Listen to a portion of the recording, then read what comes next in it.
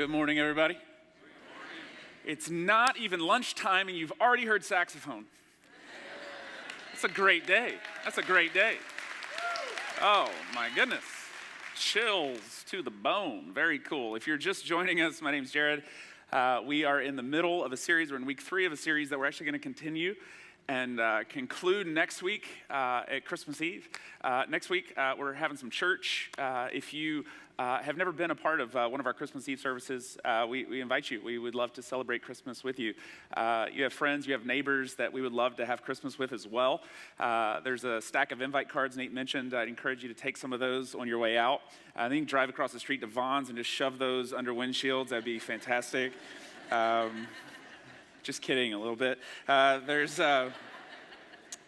got our service times, a little tweak on that for next week. If you're a 10 o'clocker, just make sure you catch this. We're going to have 9 o'clock, and then we're going to have 11 o'clock service, and then we're going to come back on Christmas Eve. And usually, if history tells us anything, which I think it does, 3 o'clock is our most crowded service, so just make plans accordingly. If you're a 3 o'clocker, you want to bump that back or bump that up and make space for somebody who's going to come to our church for the very first time. But we can't wait to have Christmas with you. You can grab a stack of these on your way out, and we're going to conclude this series that we've been in for the last few weeks. Next week's going to be a lot of fun. We're going to freeze the front parking lot and turn it into an ice rink. And there will be a Skate with Nate competition. And sort of like Blades of Glory, just good. So just kidding. Sorry, Nate. We have been talking about this idea of how we got Christmas for the last few weeks, and we've really just been looking at the story because when you read the story in the Bible, Mary, Joseph, angels, shepherds, you cannot draw a straight line between the Christmas story and our Christmas traditions. There is no elf in the shelf in the Bible. It just doesn't, you look for it, it's just not there. And so we've just been asking the question, how did we get the traditions that we have? And it's really a beautiful story of missionaries that began to take the Jesus story into the world 1,500 years ago. And we're going to continue to explore that together today.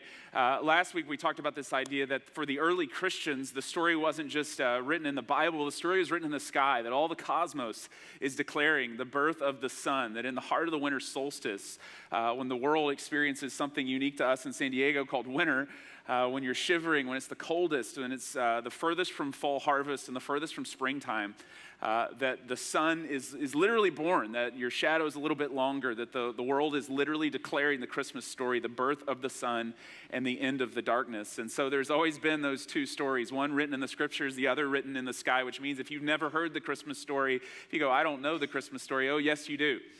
If you've looked up into the sky and seen the light of the world, the sun shatter the darkness, you know in your bones and in your heart and soul what the Christmas story is all about.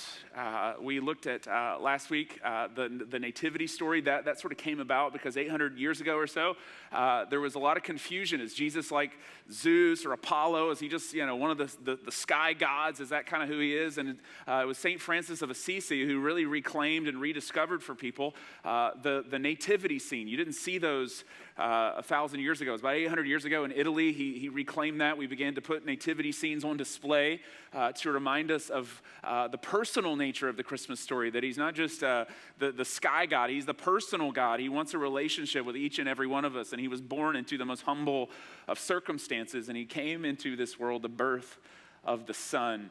And what we're going to talk about today, I'm incredibly excited about because Christmas has always been a sensory experience. It's not just something you read with your eyes, it's something that you feel deep in your bones. I don't know about you, but oftentimes you'll hear people say, or I've often said this, well, it just doesn't feel like Christmas yet. How many of you have used that line before? Maybe you even used it this week, or you're kind of waiting on that moment. When is it going to feel like Christmas? And I don't know what that means for you. It's the moment you get your first present, the moment you get your first latte, I don't know. But there's that moment it feels like, oh man, it feels like Christmas. And for the early Christians, they had a very specific way in which they knew it would feel like Christmas. If you have a Bible, turn with me to Matthew chapter 1. If you don't have a Bible, you can follow along on the screens. That's a great place to follow along as well. We're going to take the elements of communion together in just a few moments. We want to look at the great gospels of the Christmas story that the early Christians would have read together. There's 4 of them. We're going to read 3 of them together today. Then we're going to come back and read the next one, the 4th one, at our Christmas Eve services. And essentially what these verses are, you would read various scriptures of the Christmas story to correspond with what was happening in the sky. That you would make sure it was a sensory experience. It wasn't just something you read with your eyes. It was something you felt deep in your bones. In each of these scriptures that we read, they would read them at various times. The first one from Matthew, which we'll look at in just a moment, you would open this scripture up. You would read it at sundown on Christmas Eve. As the day is literally plunging into the darkness, you would open up Matthew chapter 1, and you would read the first of the gospel stories. You would go home, you would come back to church. Some of us, if you grew up Catholic, maybe you remember doing this. You would come back at midnight, and you would have where we get the word Christmas, midnight mass, Christ's mass. Every year people call the church, ask us what time our midnight mass services are, which is my favorite question. And so you would do this. You would come back to church at midnight, and you would read a different passage of Scripture. There you are in the deepest dark. You would read what we'll look at in a few moments from the Gospel of Luke. You would go home, you go to bed, you'd come back in the village, shake the snow off of your shoes, and you would come back at sunrise on Christmas morning, and you would read another passage of Scripture. You'd go home, you'd come back. There were 4 times from sundown on Christmas Eve to sun up to midday on Christmas Day that you would come and go to church, and you would read these various passages so you would feel Christmas in your bones. The first of the great Christmas passages is Matthew chapter 1. We're going to start in verse 1 together. You can follow along on the screen. So I need you to imagine for a few moments, go back in time with me. You live in an age where there is no electricity. You live in a village. It's cold. It's dark. You're the furthest from springtime. You're the furthest from fall harvest, the heart of the winter solstice. You would go to church sundown on Christmas Eve. The world is literally headed into darkness. And you would go to church and you would read the genealogy of Jesus. Now, fair warning, it reads a bit like a phone book. We're not going to read all of it. It's sort of boring as you read through it. But I'm going to cherry pick a couple themes from it just to sort of highlight what Matthew is trying to do here. So, sundown, Christmas Eve. Here we go. Matthew chapter 1, starting in verse 1. This is the genealogy of Jesus, the Messiah, the son of David. 400 years of silence have happened. One page in your Bible between the Old and the New Testament is 400 years. This is God speaking. This is Matthew writing. The genealogy of Jesus, the Messiah, the son of David, the son of Abraham. And he goes back to Genesis and he starts telling you the birth line of Jesus, the Messiah. Abraham was the father of Isaac. If you grew up in church, you remember some of these stories. But as it goes, it gets a little bit fuzzier. Isaac, the father of Jacob. Jacob, the father of Judah and his brothers. So if you grew up in church, you're like, oh yeah, hanging in there. And it says Judah, the father of Perez. Most of you are like, you lost me. Don't remember that one. And Zerah, whose mother was Tamar. And Matthew's actually doing this throughout the whole genealogy. He does this 5 times. He says the mother of Tamar, which I don't know if you remember anything from Vacation Bible School when you were a kid, but Tamar, that's a bit of a grenade to roll into the Christmas story. Tamar, there's a reason you probably don't remember the story of Tamar. Tamar, the story's told in Genesis 38. She dresses up like a prostitute. This story was very difficult to flannel graph in children's ministry. She seduces her father-in-law, and then she gets pregnant. When Judah, the father-in-law, finds out about this, he tries to have her killed. Merry Christmas. And Matthew does this several times throughout the genealogy reporting. He takes you, and we sort of miss it, but he's taking you down some of the darkest corners, some of the worst, seediest moments in Israel's national timeline. There's a reason for this, because he's reminding you, as you're watching the day plummet into the darkness, of the times when Israel plummeted into the darkness, and it should have been the end of the story, but it was not. And so now you're feeling it in your bones. When you read about Tamar, this is reminding you the moments in your own life when it should have been the end, but it was not. The grace of God was born. Sunrise came in your own story. He tells you the story of Tamar. I don't know how many of us have ever done the 23andMe thing. Anybody 23andMe, or anybody gone back and done some genealogy work? Anybody have the grand uncle or somebody who's into the genealogy and wants to sit you down for 8 hours at Christmas to tell you the coat of arms and the whole history of the Jones family? Some of us, you have a relative like that. A couple of years ago, I didn't know anything about my genealogy. I knew there was like an uncle from Texas. I really didn't know much else. And my mother-in-law, she went back. She's really into genealogy. And she came to visit at Christmas time, and she brought with her, she had done hours and hours of research, the Hurd family genealogy, and she brought reports on all of it. And she handed it to me, and there was my mom's side, which was pretty good. Mom, I don't know if you're watching this, but you guys did pretty good. I mean, you're from England, it's a lot of tea parties and stuff like that. Nothing too scandalous. But then she handed me my dad's side of the family. And I love you, Dad, but I mean, come on, we got to talk at Christmas this year. This thing read like an FBI file. And it's my mother-in-law who's handing it to me like she's done a background check. And she's like, I wish I would have known this before we let you in to the family. And I'm reading through this, and Rosanna, my wife, had gotten one as well, given the whole history of her family, and her mom are over there on Christmas just reading it and high-fiving, going, wow, we have family from San Clemente. And I'm reading mine, I'm going, wow, I got family from like San Quentin, man. Like, that's a whole different deal. I had no idea. There are states. I am legally banned from certain states because of what Jethro Hurd did or whatever. And I'm telling you, I read that thing and I just, it's humiliating. And I don't know about you. I don't know if you've got some things in your past or in your family tree that you look back on and you get a little bit squeamish. And you would go to church on Christmas Eve at sundown to remind yourself that the spotless Lamb of God came from a long line of black sheep. And that somehow the broken path, somehow the moments that it should have been the end were a harbinger to a new day and a new beginning in the story of Israel. To this moment, it culminates in the person of Jesus. You keep going, I'm telling you, and this is one more, I'm not going to read all of them.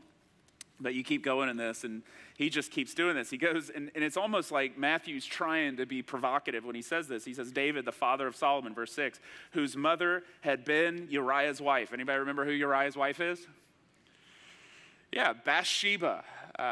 Not a name, again, that you probably saw flannelgraphed or saw in children's ministry, but Bathsheba was the mistress of King David, one of the black eye moments, one of the scars in Israel's national history, this painful moment where David, the soldiers are off at war, he's home in the kingdom, has an affair with Bathsheba, who's on the roof, he watches her bathe. It's a famous story, but it's a dark moment in Israel's history, and Matthew just rolling the grenade in. It's like supermarket tabloid kind of stuff in the genealogy of Jesus. And why in the world would you read that? Why in the world did Matthew write it? But why in the world would you come to church, winter solstice, Christmas Eve, sundown, to read? I mean, at least go to Luke. I mean, at least read the happier of the Christmas stories. But you'd start sundown on Christmas Eve. And I think it's because if you and I are honest, if I'm honest with you, if I told you my story, if you and I sat down over a cup of coffee, you told me your story, there are a lot of moments, aren't there, in your past, in your life, in your story of 25 years or 48 years of life, there's some Tamar moments back there, aren't there? There's some moments in your past. It might have been the 10th grade boyfriend that when I say it, you get a little bit squeamish inside. It might have been the 10 minutes of your life that has somehow cast a shadow over the other 60 years. It might be that business deal. It might be for you, you're like, it was all college. I mean, I went to the University of Tamar. I mean, it was just scandal after scandal after scandal. There's just that long checkered history. And it should have been the end of you, and your story could have ended there, but it didn't. And the grace of God found you, and it gave birth to a brand new day. And that's the reason you would gather and you would tell that story, because it would remind you in your own story that what should have been the end was actually, in some strange God way, the beginning of a new day and the beginning of a brand new sunrise in your life and in your story. And there's something about sin in our life. We don't celebrate it. We're not glad it happened. There's something about self-inflicted wounds that we ache, and why did I do that? But at the same time, if there is a silver lining, the sin in our life does usher us into something called the grace of God. And those moments in our life, the only reason you have ever celebrated a sunrise is because at some moment in your life you have felt the chill of a sundown.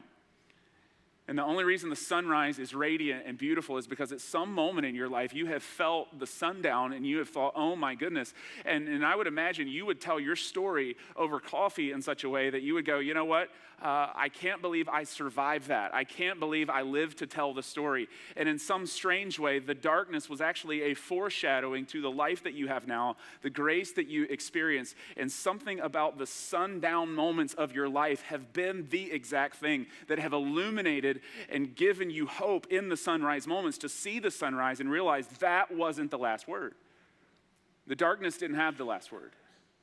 And so there you are on Christmas Eve, reminding yourself not just of what the sky is telling you in your body, but reminding yourself of your own story of how the grace of God has met you along the way, time and time and time again. The light has met you in your darkness time and time again. I don't know what that means for you. I don't know if you have a relative maybe who this Christmas, maybe you haven't seen them in years. It's a son, it's a daughter, there's somebody that it just feels like sundown in their story is a state of permanence.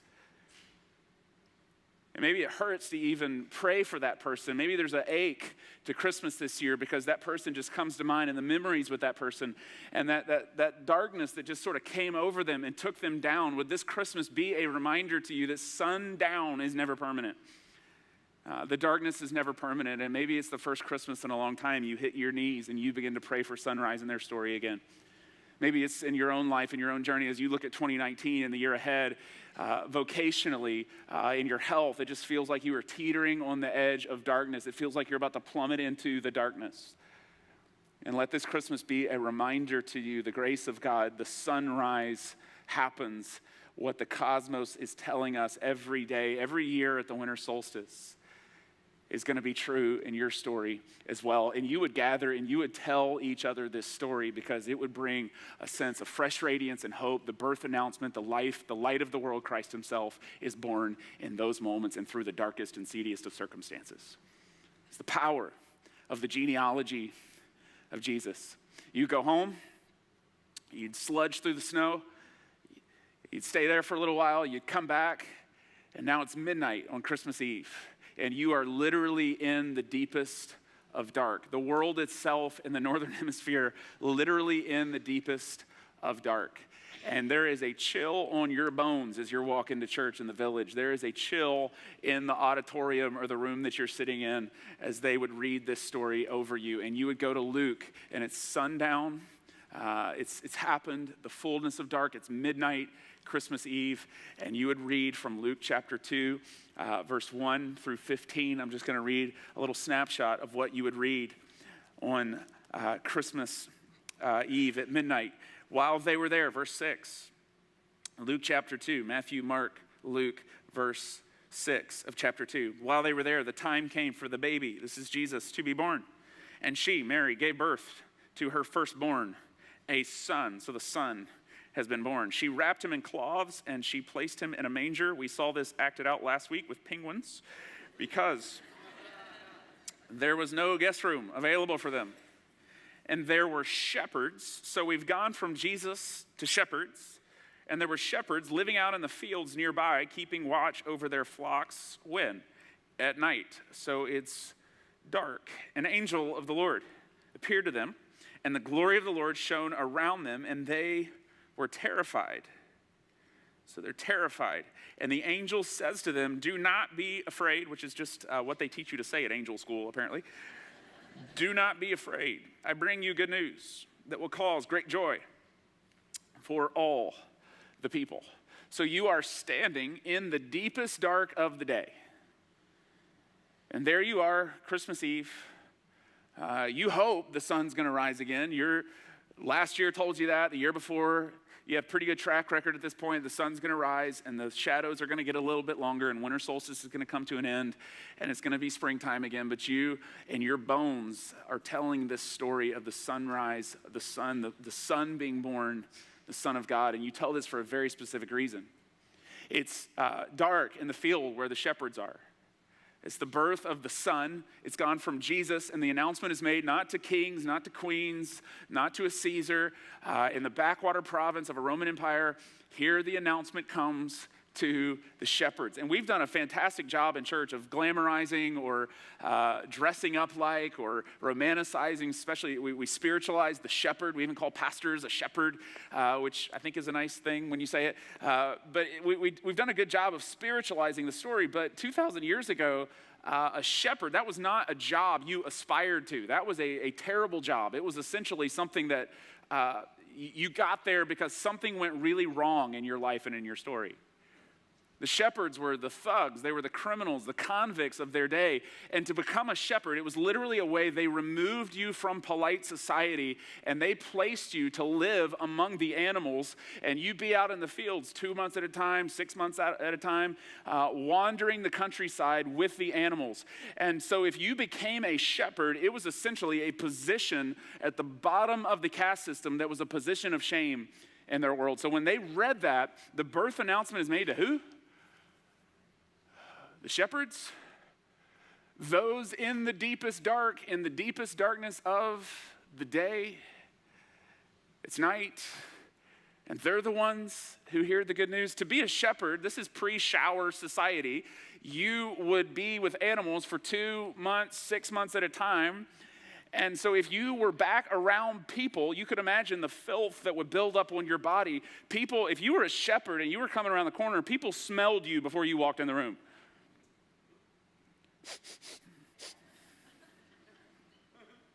Wonder what he did.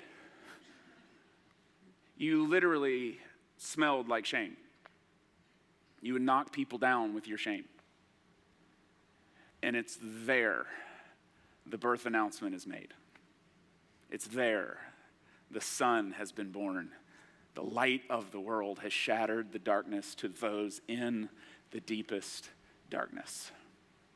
And you would go to church and you would remind yourself of this story. You would read this story because when you read this story, it would tell you something so powerful about who God is and about what love and what light is all about. And this is true for all of us. Until you have stood in your own darkness, until you've embraced your own darkness, until you've come to the moment of showing your darkness to somebody, until you've been vulnerable with somebody and told them about the relationships that you've destroyed, the purchases that you've made, the things that you've done, the self-inflicted wounds, until you have been vulnerable with somebody and you've actually allowed somebody to see your darkness, you cannot be loved. You can't experience the fullness of light until that moment happens, can you? You can be admired, but you can't be loved until you've been reduced to a slobbering mess going, I can't believe this has happened in my story, and you've allowed somebody to see your darkness. And when that happens and somebody throws their arm around you and says, I love you anyway, it's not in spite of your darkness, it's even because of it at times. It's something about your brokenness is what makes you beautiful, and somebody puts their arm around you in your darkness, you have now experienced light and you've now experienced love. There's a power to that. And it's not in our own life and it's not in our own story until we come to the moment of realizing how bad it's been at times, not because we're bad people, but because we're broken people. And the journey has gone awry so many moments, so many relationships, so many purchases, so many times, self-inflicted wounds. And until we've come to the moment of going, yeah, it's been dark. And we allow somebody to see us at our worst, smell us at our worst. And it's when we see the darkness in our own life, it's when we've come to terms with the darkness in our own life. You are not prepared to be fully loved until you are prepared to admit how bad it's been.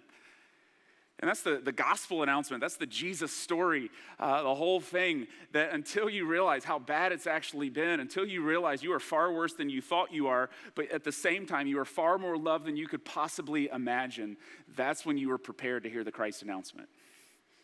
It's in the darkness. You cannot be in the darkness sitting there going, man, it feels pretty good. I'm in the light, I think. And see Jesus. It doesn't work that way. You can't be up to your ears in darkness. You can't be in a dark room going, I think it's light in here. It looks pretty good.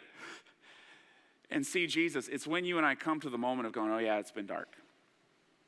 There's been some dark, crooked paths along the way. I'm in a dark and crooked, seedy place right now. People can literally smell my shame and my story on me when I walk in the room.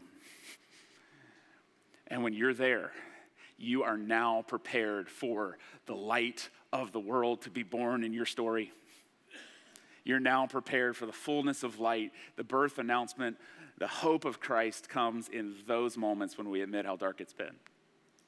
One of the things I love about Alabaster Jar, what Nate was talking about a few moments ago, is that Alabaster Jar, they're not just forcing people into that program. The state's not forcing people into that program. It's women that are coming out of sexual slavery who are by their own admittance are saying it's dark, it's been dark, and I want to begin to hear and see and experience a new day.